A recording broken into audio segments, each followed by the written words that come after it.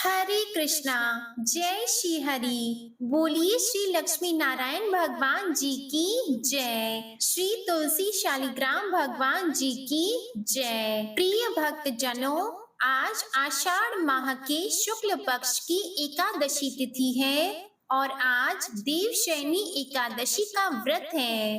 कुछ स्थानों पर इसे पद्मना एकादशी, हरिशयनी एकादशी, महा एकादशी या सौभाग्यदायिनी ग्यारस के नाम से भी जाना जाता है। इस एकादशी के दिन से ही भगवान विष्णु 4 महीने के लिए योग निद्रा में चले जाते हैं और उनके स्थान पर सृष्टि का कार्यभार भगवान भोलेनाथ संभालते हैं।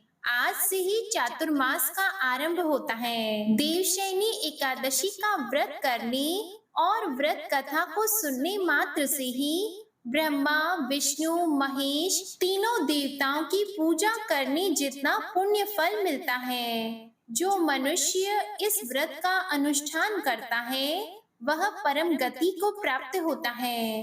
एकादशी व्रत कथा को सुनने वाले भक्तों की सभी मनोकामनाएं पूर्ण होती हैं और उनके सभी पाप नष्ट हो जाते हैं। उन्हें धन, संतान, सौभाग्य, भोग और मोक्ष की प्राप्ति होती है, जो 1000 गायों का दान करने के बराबर पुण्य फल देता है।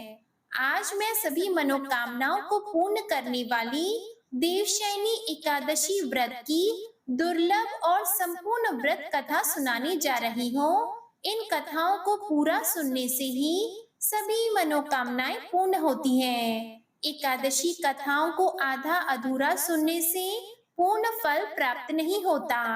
तो आइए बड़ी ही श्रद्धा और प्रसन्न मन से इन कथाओं का श्रवण करते हैं। एक बार अर्जुन ने भगवान श्री कृष्ण से पूछा, हे मधुसूदन, हे कृष्ण, आषाढ़ माह के शुक्ल पक्ष की एकादशी का क्या नाम है? उस दिन किस देवता का पूजन किया जाता है और इस व्रत को करने से कौन से पुण्य फल की प्राप्ति होती है? कृपा करके यह सब विस्तार से बताइए। भगवान श्री कृष्ण ने कहा, हे धनुर्धर, एक बार नारद जी ने ब्रह्मा जी से यही प्रश्न पूछा था। तब ब्रह्मा जी ने कहा था कि नारद, तुमने कलयुग में प्राणी मात्र के उद्धार के लिए सबसे श्रेष्ठ प्रश्न पूछा है, क्योंकि एकादशी का व्रत सभी व्रतों में उत्तम होता है। इस व्रत से सभी पाप नष्ट हो जाते हैं। इस एकादशी का नाम देवशयनी है। यह व्रत करने से भगवान विष्णु प्रसन्न होते हैं। तो हे नारद, इस संबंध में मैं तुम्हें एक पौराणिक कथा सुनाता हूँ। ध्यान पूर्वक श्रवण करो। प्राचीन काल में देवताओं और ब्राह्मणों की निंदा करने वाला एक महाप्रतापी जुआरी था, जो सदा पराई स्त्रियों में आसक्त रहता था। एक दिन उसने छल से जुए में बहुत सारा धन जीता। फिर अपने हाथों से पान का त्रिकोणा बीड़ा बनाकर गंध और माला आदि सामग्री जुटाकर एक वैश्या को भेंट करने के लिए वह उसके घर दौड़ा। रास्ते में उसके पैर लड़खड़ा गए और उसी समय वह पृथ्वी पर गिर पड़ा। गिरने पर क्षण भर के लिए उसे मूर्छा आ गई। जब मूर्छा दूर हुई तब पूर्व जन्म के किसी अन्य प्रभाव से उसको मन में सद्बुद्धि उत्पन्न हुई। जुआरी के मन में अपने कार्यों के लिए दुख और वैराग्य पैदा हुआ। उसने पृथ्वी पर पड़ी हुई गंध, पुष्प आदि सामग्री भगवान शिव जी की सेवा में समर्पित कर दी। जीवन में यही एक पुण्य का काम उसके द्वारा किया गया। मृत्यु के बाद जब यमराज के दूत उसे यमलोक ले गए, तब यमराज ने उससे कहा, तुम अपने पापों के कारण बड़े बड़े नरकों की यातना भोगने के योग्य हो। तब उसने कहा, हे धर्मराज, यदि मेरा कोई पुण्य भी हो तो उस पर भी विचार कर लीजिए। तब चित्रगुप्त ने कहा, तुमने मृत्यु से पहले पृथ्वी पर पड़े हुए कुछ पुष्प भगवान शिव जी को अर्पित किए थे। इस सत्कर्म के बदले तुम्हें 3 घड़ी के लिए इंद्र का पद प्राप्त होगा। चित्रगुप्त की बात सुनकर जुआरी ने कहा, मैं सबसे पहले अपना शुभ कर्म भोगूंगा। उसके ऐसा कहने पर देवगुरु बृहस्पति जी देवताओं सहित वहां आ पहुंचे और उस जुआरी को ऐरावत हाथी पर लेकर इंद्र भवन गए। वहां बृहस्पति जी ने इंद्र से कहा, तुम 3 घड़ी के लिए इसे अपना सिंहासन प्रदान कर दो। तब गुरु की बात मानकर इंद्र ने जुआरी के लिए अपना सिंहासन छोड़ दिया। जब जुआरी इंद्र के सिंहासन पर बैठा, तब उसने दान देना आरंभ कर दिया। महादेव शिव जी के प्रिय भक्त ऐरावत हाथी को उसने अगस्त्य ऋषि को प्रदान कर दिया। उच्च श्रवा नामक घोड़ा विश्वामित्र को दे दिया। उसने कामधेनु गाय महर्षि वशिष्ठ को दे दी और चिंतामणि नामक रत्न गालव मुनि को समर्पित कर दिया। उसने कल्प वृक्ष उठाकर कौटिल्य मुनि को दे दिया। जब तक 3 घड़ी पूरी नहीं हुई, तब तक वह ऐश्वर्य व वैभव की समस्त चीजों को दान देता रहा। 3 घड़ी के पश्चात यमराज के दूत उसे वापस ले गए। जुआरी के दान पुण्य कर्म से यमराज ने उसे पुनः पृथ्वी पर जीवन प्रदान कर दिया। वही जुआरी अपने अगले जन्म में विरोचन के पुत्र बलि के रूप में पैदा हुआ। उसकी माता का नाम सुरुचि था। बलि के गर्भ में आने से विरोचन और सुरुचि का मन धर्म और दान में अधिक लगने लगा। असुर कुल में पैदा होने के बाद भी बलि एक महान योद्धा, विष्णु भक्त एवं दानवीर था। उसकी प्रकृति उदार थी, परंतु उसे अपनी शक्ति और वैभव का अहंकार था। यह बात उस समय की है जब विरोचन का पुत्र बलि गर्भ में था। उसी समय इंद्र दैत्यराज विरोचन को मारने की इच्छा से भिक्षुक ब्राह्मण का रूप धारण कर उसके घर गए और उन्होंने विरोचन से कहा, राजन, मुझे अपनी रुचि के अनुसार कुछ दान मिलना चाहिए। तब याचक की बात सुनकर विरोचन ने कहा, यदि आपकी इच्छा हो तो मैं इस समय अपना मस्तक भी दे सकता हूँ। इसके सिवा अपना निस्वार्थ राज्य भी आपको समर्पित कर दूंगा। विरोचन के ऐसा कहने पर इंद्र ने सोच विचार कर कहा, हे राजन, मुझे अपना मुकुट मंडित मस्तक उतार कर दे दीजिए। ब्राह्मण रूपधारी इंद्र के ऐसा कहने पर प्रहलाद पुत्र विरोचन ने प्रसन्नता पूर्वक अपने हाथ से अपना मस्तक काटकर इंद्र को दे दिया। इसके बाद बलि का जन्म हुआ। जब वह वयस्क हुआ तो दैत्य गुरु शुक्राचार्य ने बलि को उसके पिता के सिंहासन पर अभिषिक्त किया।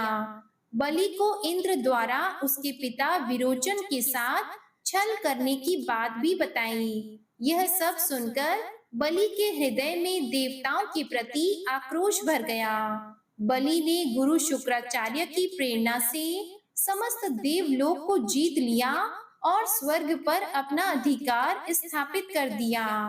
जब बलि ने स्वर्ग पर अधिकार कर लिया, तो स्वर्ग लोक के राजा इंद्र देवताओं के गुरु बृहस्पति जी के पास गए और अपने भय का कारण बताया। बृहस्पति जी ने कहा, राजा बलि त्रिलोक्य विजयी हो गया है, इसलिए देवतागण स्वर्ग छोड़कर कहीं और चले जाएं। देवतागण निराश होकर अपनी माता अदिति के शरण में गए। अदिति दक्ष प्रजापति की पुत्री तथा महर्षि कश्यप की धर्म पत्नी थी। देवताओं की स्थिति जानकर अदिति ने कहा, तुम लोग भय मत करो, मैं कुछ उपाय करती हूँ। उन्हें आश्वस्त कर वे महर्षि कश्यप का स्मरण करने लगी। महर्षि कश्यप सृष्टि कार्य से विरक्त हो चुके थे और नारायण के ध्यान में लीन थे। एक दिन जब महर्षि कश्यप की समाधि टूटी, तो उन्हें अदिति का ध्यान आया। फिर वह अदिति के आश्रम की ओर चल पड़े। महर्षि कश्यप के आश्रम पहुंचने पर अदिति ने उन्हें बलि द्वारा स्वर्ग पर अधिकार किए जाने की सूचना दी। कुछ देर विचार करने के पश्चात कश्यप जी ने अदिति से कहा, हे प्रिय, तुम नारायण जी की उपासना करो, उनके अलावा कोई इस विपत्ति को दूर नहीं कर सकता।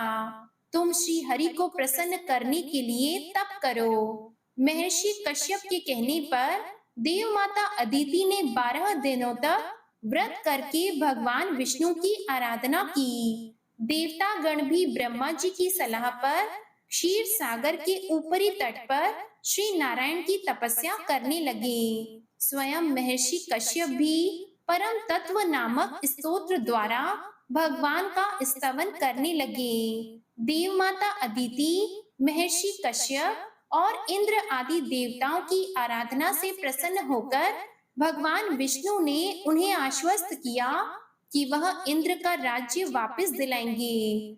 इस कार्य को निष्पादित करने के लिए वह माता अदिति के गर्भ से ही उत्पन्न होंगे। अपने वचन के अनुसार भगवान विष्णु महर्षि कश्यप और अदिति के संतान के रूप में वामन अवतार धारण कर उत्पन्न हुए। भाद्रपद माह के शुक्ल पक्ष की द्वादशी के मध्याह्न में प्रयाग में पावन भगवान का अवतरण हुआ था। इस प्रकार भगवान वामन अदिति के 12 पुत्रों, जिन्हें आदित्य कहा जाता है, में से एक हुए। जब भगवान विष्णु वामन अवतार में प्रकट हुए, तब ब्रह्मा जी ने आकर उन्हें यज्ञोपवीत दिया। चंद्रमा ने दंड काष्ठ प्रदान किया। मृग चर्म और मेखला मंगवाई गई। पृथ्वी ने उन्हें जड़ पादुका भेंट की। जब राजा बलि ने स्वर्ग लोक पर अधिकार कर लिया, तो एक दिन उसने दैत्यों से कहा कि संपूर्ण असुर पाताल लोक छोड़कर यहीं मेरे समीप स्वर्ग लोक में निवास करें। यह सुनकर शुक्राचार्य ने कहा, यदि तुम स्वर्ग लोक में चाहते हो तो तुम्हें अश्वमेध यज्ञ द्वारा अग्नि देव की आराधना करनी होगी। यह आराधना भूलोक पर ही संभव है। जब राजा बलि स्वर्ग लोक पर अपने अधिकार को स्थायी बनाने के लिए अपना अंतिम अश्वमेध यज्ञ कर रहे थे, तभी भगवान वामन एक ब्राह्मण के रूप में उनकी यज्ञशाला में पहुँचे। राजा बलि ने वामन देव को देखकर कहा, हे ब्राह्मण देवता, आप बताइए आपको क्या चाहिए। तब वामन भगवान ने राजा बलि का गुणगान करते हुए कहा, राजन, हिरण्यकशिपु के पुत्र प्रहलाद जी हुए, जो बड़े विष्णु भक्त हैं। उन्हीं प्रहलाद जी के पुत्र आपके पिताजी थे, जो संसार में विरोचन के नाम से विख्यात हुए। उन महात्मा ने स्वयं ही अपने मस्तक का दान करके इंद्र को संतुष्ट किया था। राजन, आप उन्हीं महात्मा विरोचन के पुत्र हो। आपने अपनी यश का विस्तार किया है। आपने इंद्र को भी जीत लिया है। आपकी ख्याति दान करने वाले के रूप में है। मुझे ज्यादा कुछ नहीं, बस 3 पग भूमि दे दो। तब राजा बलि ने कहा, बस इतनी सी बात है, आप कुछ और मांग लें। वामन देव ने कहा, मुझे कुछ और नहीं चाहिए। राजन, बस 3 पग भूमि दे दो। राजा बलि के गुरु शुक्राचार्य वामन देव को पहचान गए। उन्होंने बलि को सचेत करते हुए कहा, यह साक्षात भगवान विष्णु हैं। आप इन्हें भूमि देने से मना कर दें। इनके छल में आने से आपका सर्वस्व चला जाएगा। यह इंद्र का कार्य सिद्ध करने के लिए आए हैं। इन्होंने मोहिनी रूप धारण कर देवताओं को अमृत पिलाया और राहु को मार डाला। शुक्राचार्य के समझाने पर राजा बलि ने कहा, मैं प्रहलाद का पौत्र हूँ, वचन देने के बाद भी पीछे नहीं हट सकता। बलि से भूमि दान का संकल्प लेने के बाद भगवान वामन अपने विराट रूप में उपस्थित हो गए। उन्होंने एक पग में संपूर्ण पृथ्वी एवं दूसरे पग में ऊपर के सभी लोकों को नाप लिया। उनका दूसरा पग सत्य लोक में जाकर ठहरा था। ब्रह्मा ने अपने कमंडल के जल से भगवान के उस चरण को धोया। भगवान के चरण धोने से जो चरणोदक तैयार हुआ, उसी से संपूर्ण पापों का नाश करने वाली तथा सबके लिए परम मंगलमय गंगा जी प्रकट हुई। 2 पग में संपूर्ण जग नापने के बाद भगवान वामन अपना विराट रूप छोड़कर पुनः वामन रूप में आ गए। इसके पश्चात भगवान वामन ने राजा बलि से पूछा, मैं अपना तीसरा पग कहाँ रखूं? राजन, राजा बलि ने अपने मस्तक उनके सामने रखते हुए कहा, हे प्रभु, आप इस पर अपना तीसरा पग रख दें। तब राजा बलि ने कहा, संपत्ति का स्वामी संपत्ति से बड़ा होता है। सब कुछ गवा देने के बाद भी राजा बलि के अपने वचन से विमुख न होने की वजह से भगवान वामन अति प्रसन्न हो गए और उसे पाताल लोक का अधिपति बना दिया। इंद्र को उसका राज्य वापस कर दिया। जब भगवान वामन ने राजा बलि को पाताल लोक का अधिपति बना दिया, तो राजा बलि ने वामन देव से कहा, हे प्रभु, आप मुझे वरदान दीजिए कि मेरा साम्राज्य शत्रुओं से सुरक्षित रहे। ऐसा वरदान देने के कारण ही भगवान विष्णु को पाताल लोक का द्वारपाल बनना पड़ा।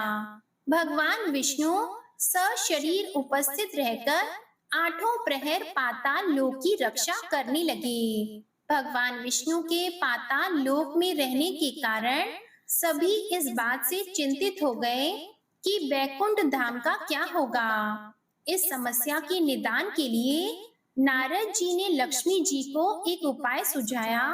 लक्ष्मी जी राजा बलि के दरबार में उपस्थित हुई और उन्होंने राजा बलि से कहा, हे राजन, मैं आपको अपना भाई बनाना चाहती हूँ। राजा बलि ने लक्ष्मी जी की इच्छा को सहर्ष स्वीकार कर लिया। इसके बाद लक्ष्मी जी ने राजा बलि की कलाई पर रक्षा सूत्र बांध दिया। लक्ष्मी जी ने राजा बलि से कहा कि उनके सुख सौभाग्य व गृहस्थी की रक्षा का दायित्व उन्हीं का है, जिसे आपने प्रहरी के रूप में अपने पास रख लिया है। लक्ष्मी जी की बात सुनकर राजा बलि ने भगवान विष्णु को प्रहरी के कार्य से मुक्त कर दिया।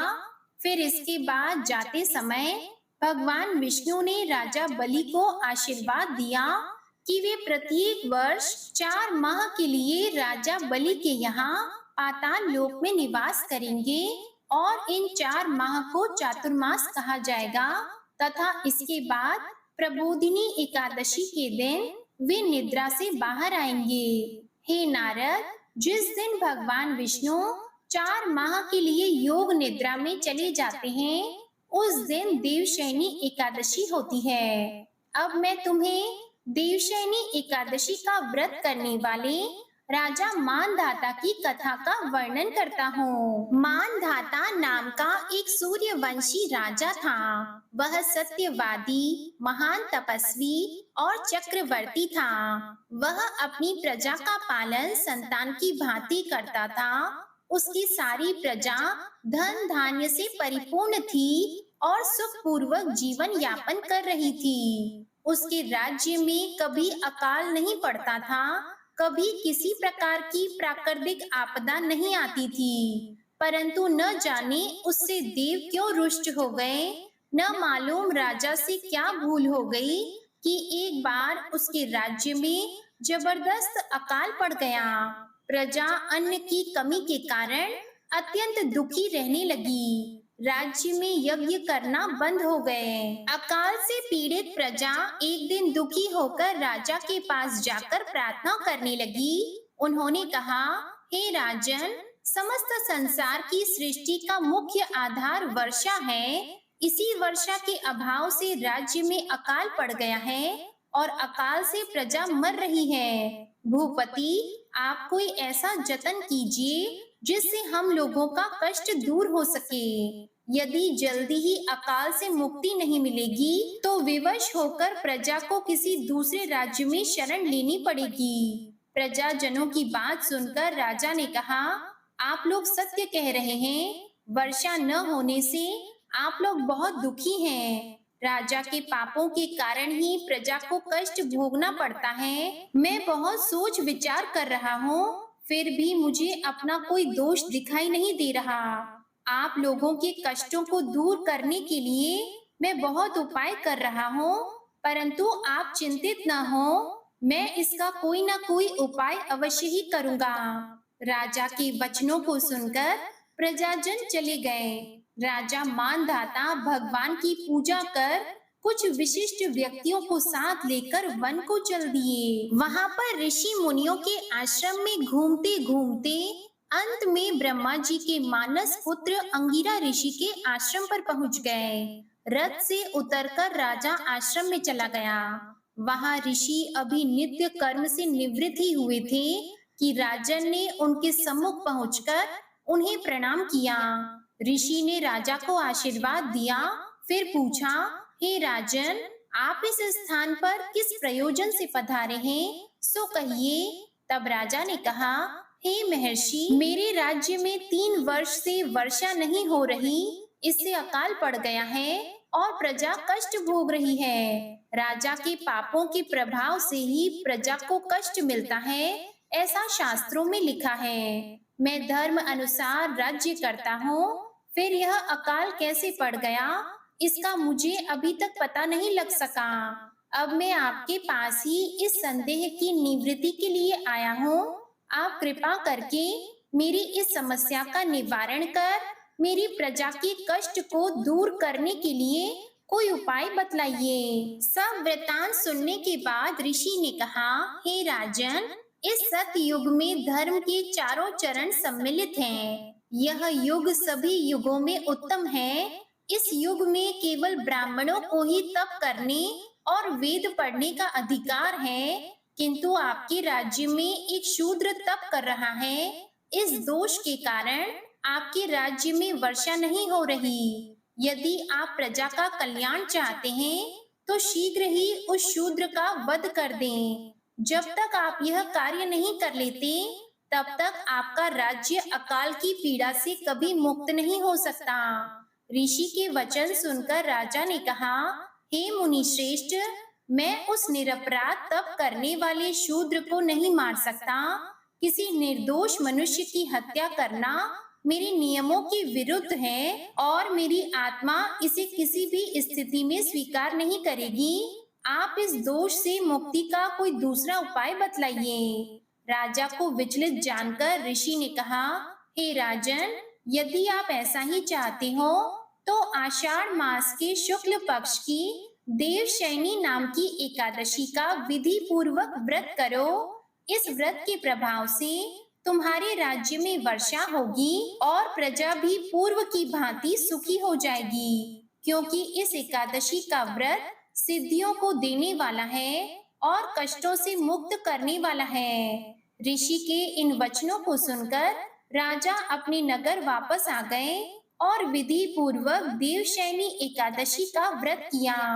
इस व्रत के प्रभाव से राज्य में अच्छी वर्षा हुई और प्रजा को अकाल से मुक्ति मिल गई। इस एकादशी को पद्मनाभ एकादशी भी कहा जाता है। इस व्रत के करने से भगवान विष्णु प्रसन्न होते हैं और मोक्ष की इच्छा रखने वाले मनुष्य को इस एकादशी का व्रत करना चाहिए। चातुर्मास व्रत भी इसी एकादशी के व्रत से प्रारंभ किया जाता है। अतः हे नारद, अपने कष्टों से मुक्ति पाने के लिए किसी दूसरे का बुरा नहीं करना चाहिए। अपनी शक्ति से और भगवान पर पूरी श्रद्धा और आस्था रखकर संतों के कथन अनुसार सत्कर्म करने से बड़े बड़े कष्टों से सहज ही मुक्ति मिल जाती है। इस प्रकार जब भगवान विष्णु अपने 4 महीने के योग निद्रा से बाहर आते हैं, तब देव उठनी प्रबोधिनी एकादशी मनाई जाती है। इसका विधान भी सुनो। एक राजा के राज्य में सभी लोग एकादशी का व्रत करते थे। प्रजा तथा नौकर चाकरों से लेकर पशुओं तक को एकादशी के दिन अन्न नहीं दिया जाता था।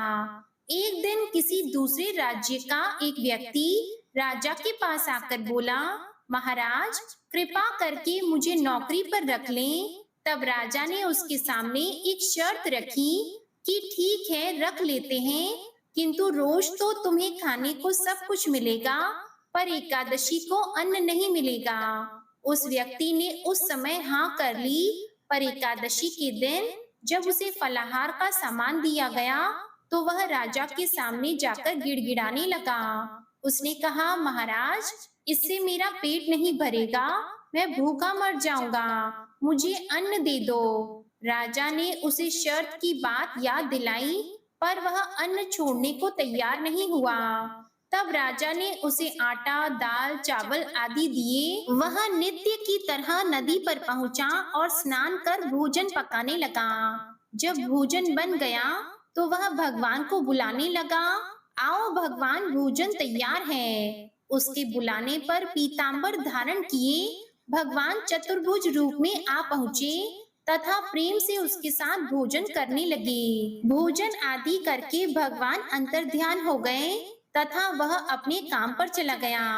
15 दिन बाद अगली एकादशी को वह राजा से कहने लगा, महाराज, मुझे 2 गुना सामान दीजिए, उस दिन तो मैं भूखा ही रह गया। तब राजा ने कारण पूछा तो उसने बताया, हमारे साथ भगवान भी खाते हैं, इसलिए हम दोनों के लिए यह सामान पूरा नहीं होता। यह सुनकर राजा को बड़ा आश्चर्य हुआ। वह बोला, मैं नहीं मान सकता कि भगवान तुम्हारे साथ खाते हैं।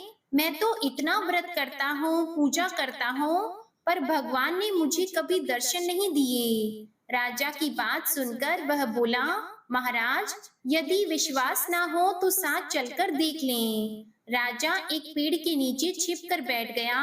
उस व्यक्ति ने भोजन बनाया तथा भगवान को शाम तक पुकारता रहा, परंतु भगवान नहीं आए।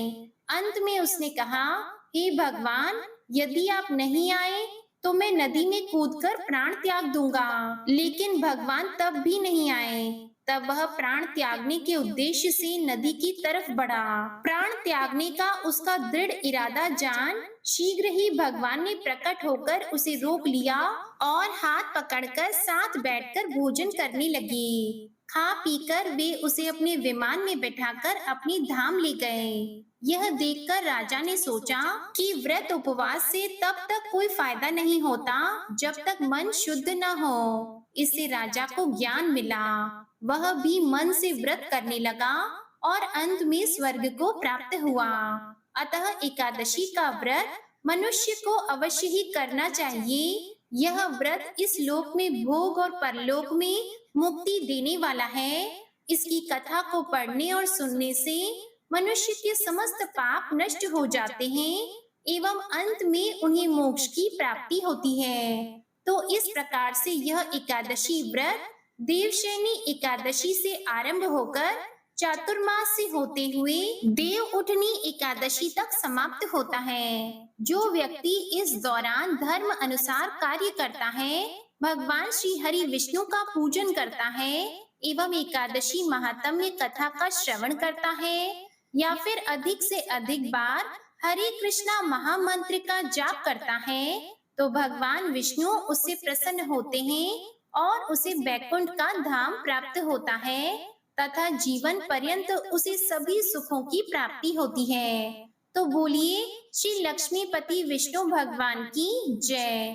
ओम नमः शिवाय। हरे कृष्णा। प्रिय भक्त जनों, इस कथा को पूर्ण करते हुए आइए अब श्रवण करते हैं राधा रानी की बड़ी दुर्लभ व्रत कथा। इसके बाद गौ माता की कथा का श्रवण करते हुए एकादशी माता की आरती के साथ कथा का समापन करेंगे। एक संत बरसाना में रहते थे और हर रोज सुबह उठकर यमुना नदी में स्नान करके राधा जी के दर्शन करने जाया करते थे। यह नियम हर रोज का था। जब तक राधा रानी के दर्शन नहीं कर लेते तब तक जल भी ग्रहण नहीं करते थे। दर्शन करते करते तकरीबन उनकी उम्र 80 वर्ष की हो गई। आज सुबह उठकर रोज की तरह उठे और यमुना जी में स्नान किया और राधा रानी के दर्शन को गए। मंदिर के पट खुले और राधा रानी के दर्शन करने लगे। दर्शन करते करते संत के मन में भाव आया कि मुझे राधा रानी के दर्शन करते करते आज 80 वर्ष हो गए हैं, लेकिन मैंने आज तक राधा रानी को कोई भी वस्त्र नहीं चढ़ाए।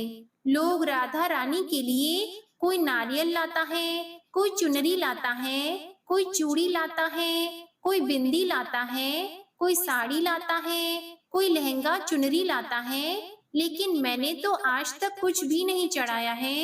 यह विचार संत जी के मन में आया कि जब सभी मेरी राधा रानी के लिए कुछ न कुछ लाते हैं, तो मैं भी अपनी राधा रानी के लिए कुछ न कुछ लेकर जरूर आऊंगा। लेकिन क्या लाऊं जिससे मेरी राधा रानी खुश हो जाए? तो संत जी यह सोचकर अपनी कुटिया में आ गए। सारी रात सोचते सोचते सुबह हो गई। सुबह उठकर उन्होंने स्नान किया और आज अपनी कुटिया में ही राधा रानी के दर्शन पूजन किए। दर्शन के बाद में बाजार जाकर सबसे सुंदर वाला लहंगा चुनरी का कपड़ा लिए और अपनी कुटिया में आकर अपने ही हाथों से लहंगा चुनरी को सिला और सुंदर से सुंदर लहंगा चुनरी को अपने हाथों से गोटा लगाए। जब पूरी तरह से लहंगा चुनरी तैयार हो गया, तो मन में सोचा, इस लहंगा चुनरी को अपनी राधा रानी को पहनाऊंगा तो बहुत ही सुंदर मेरी राधा रानी लगेंगी। यह सोचकर आज संत जी उस लहंगा चुनरी को लेकर राधा रानी के मंदिर को चले। मंदिर की सीढ़ियां चढ़ने लगे और अपने मन में सोच रहे थे कि आज मेरे हाथों के बनाए हुए लहंगा चुनरी राधा रानी को पहनाऊंगा तो मेरी लाडली बहुत ही सुंदर लगेगी। इतने में एक बरसाना की लड़की आई और बाबा से कहती है, बाबा आज बहुत ही खुश हो, क्या बात है? बाबा बताओ ना। तो बाबा ने कहा कि आज मैं बहुत खुश हूँ। आज मैं अपने हाथों से राधा रानी के लिए लहंगा चुनरी बनाया है। इस लहंगा चुनरी को राधा रानी जी को पहनाऊंगा और मेरी राधा रानी बहुत सुंदर दिखेंगी। उस लड़की ने कहा, बाबा मुझे भी दिखाओ ना, आपने लहंगा चुनरी कैसी बनाई है? लहंगा चुनरी को देखकर वो लड़की बोली, अरे बाबा, राधा रानी के पास तो बहुत सारी पोशाक हैं, तो ये मुझे दे दो ना।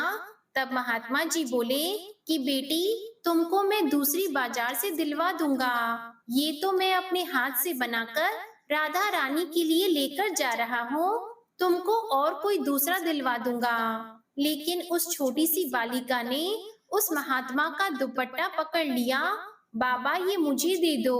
पर संत जी भी जिद करने लगे कि दूसरी दिलवाऊंगा, ये नहीं दूंगा। लेकिन वो बच्ची भी इतनी तेज थी कि संत जी के हाथ से छुड़ाकर वह लहंगा चुनरी को छीनकर भाग गई। अब तो बाबा को बहुत ही दुख हुआ कि मैंने आज तक राधा रानी को कुछ नहीं चढ़ाया, लेकिन जब लेकर आया तो लड़की लेकर भाग गई। मेरा तो जीवन ही खराब है, अब क्या करूँगा? यह सोचकर संत जी उसी सीढ़ियों में बैठकर रोने लगे। इतने में कुछ संत वहां आए और पूछा, क्या बात है बाबा, आप क्यों रो रहे हैं? तो बाबा ने उन संतों को पूरी बात बताई। संतों ने बाबा को समझाया और कहा कि आप दुख मत करो, कल दूसरी लहंगा चुनरी बनाकर राधा रानी को पहना देना।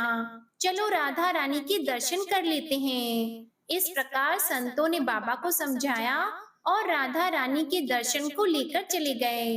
रोना तो बंद हुआ, लेकिन मन खराब था, क्योंकि कामना पूरी नहीं हुई। तो अनमने मन से राधा रानी का दर्शन करने संत जा रहे थे और मन में यह सोच रहे हैं कि मुझे लगता है कि किशोरी जी की इच्छा नहीं थी। शायद राधा रानी मेरे हाथों से बनी पोशाक पहनना ही नहीं चाहती थी। ऐसा सोचकर बड़ी दुखी होकर जा रहे थे। मंदिर जाकर राधा रानी के पट खुलने का इंतजार किया। थोड़ी ही देर बाद मंदिर के पट खुले तो संतों ने कहा, बाबा देखो तो, आज हमारी राधा रानी बहुत ही सुंदर लग रही है। संतों की बात सुनकर जैसे ही बाबा ने अपना सिर उठाकर देखा तो जो लहंगा चुनरी बाबा ने अपने हाथों से बनाकर लाए थे, वही आज राधा रानी ने पहना था। बाबा बहुत ही खुश हो गए और राधा रानी से कहा, हे राधा रानी, आपको इतना भी सब्र नहीं रहा?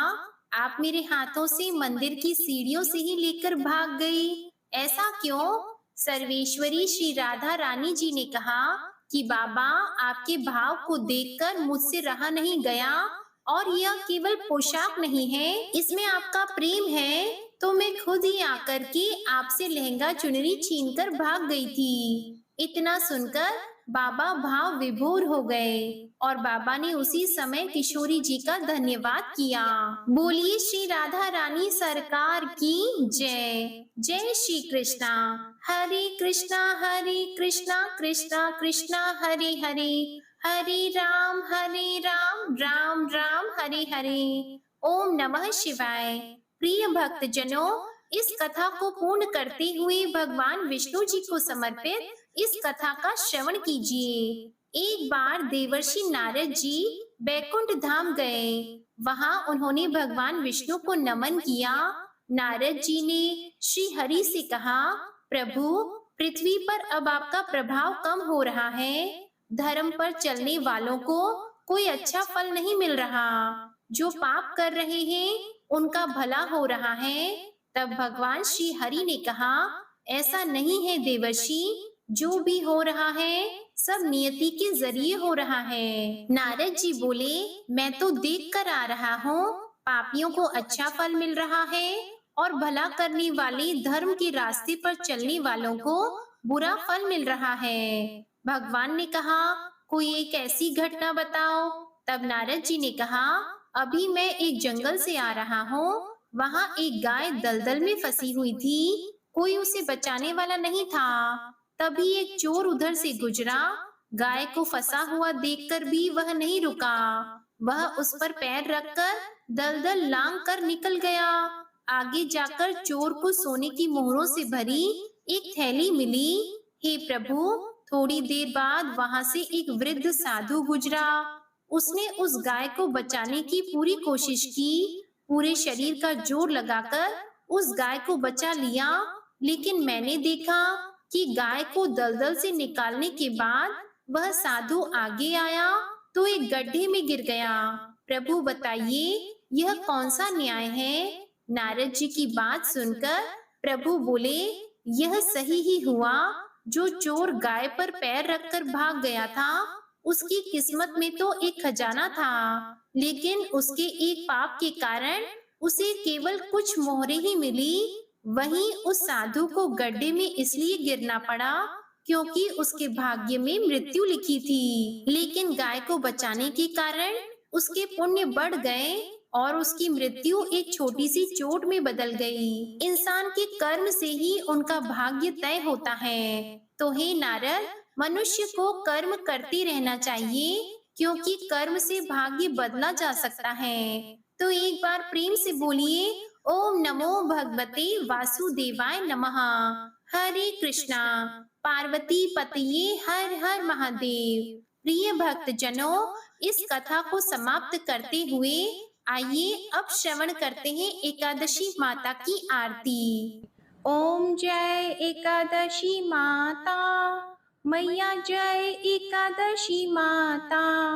विष्णु पूजा व्रत को धारण कर, विष्णु पूजा व्रत को धारण कर, शक्ति मुक्ति पाता। ओम जय एकादशी माता। तेरे नाम गिनाऊं देवी, भक्ति प्रदान करनी, मैया भक्ति प्रदान करनी। गण गौरव की देनी, गण गौरव की देनी, माता शास्त्रों में वरनी। ओम जय एकादशी माता। मार्गशीर्ष की कृष्ण पक्ष की उत्पन्ना विश्व तारिणी जन्मी, मैया उत्पन्ना विश्व तारिणी जन्मी। शुक्ल पक्ष में हुई मोक्षदा, मुक्तिदाता बन आई। ओम जय एकादशी माता।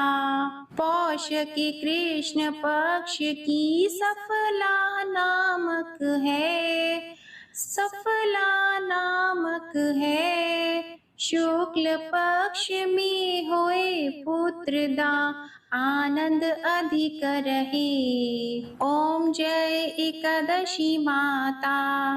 नाम षटतिला माघ मास में कृष्ण पक्ष आवे, मैया कृष्ण पक्ष आवे। शुक्ल पक्ष में जया कहावे, शुक्ल पक्ष में जया कहावे, विजय सदा पावे। ओम जय एकादशी माता।